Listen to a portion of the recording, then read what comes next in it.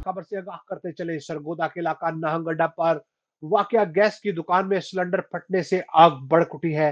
साथ वाली 4 दुकानें जल गई हैं और फायर ब्रिगेड की गाड़ियां 2 घंटे बाद मौका पर पहुंची और आग पर काबू पा लिया। आपको इस वक्त ये मनाजर दिखा रहे हैं सरगोदा के इलाका नाहंग अड्डा से। नाहंग अड्डा पर वाकया गैस की दुकान में सिलेंडर फटने से आग भड़क उठी है। साथ वाली 4 दुकानें जल गई हैं और फायर ब्रिगेड की गाड़ियां 2 घंटे बाद मौका पर पहुंची और आग पर काबू पा लिया। आपको इस वक्त ये मनाजर दिखा रहे हैं सरगोदा के इलाका नाहंग अड्डा से।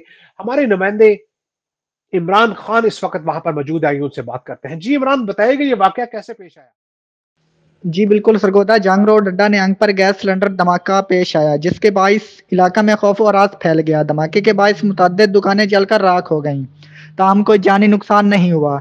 2 घंटे गुजरने के बाद फायर ब्रिगेड मौका पर पहुंचकर रोड को सील कर दिया और आग बुझाने के बाद दोबारा रोड को आमदोरफ्त के लिए खोल दिया गया। कैमरामैन गुलाम अब्बास के साथ इमरान खान, सिटी 5 टीवी, सरगोदा।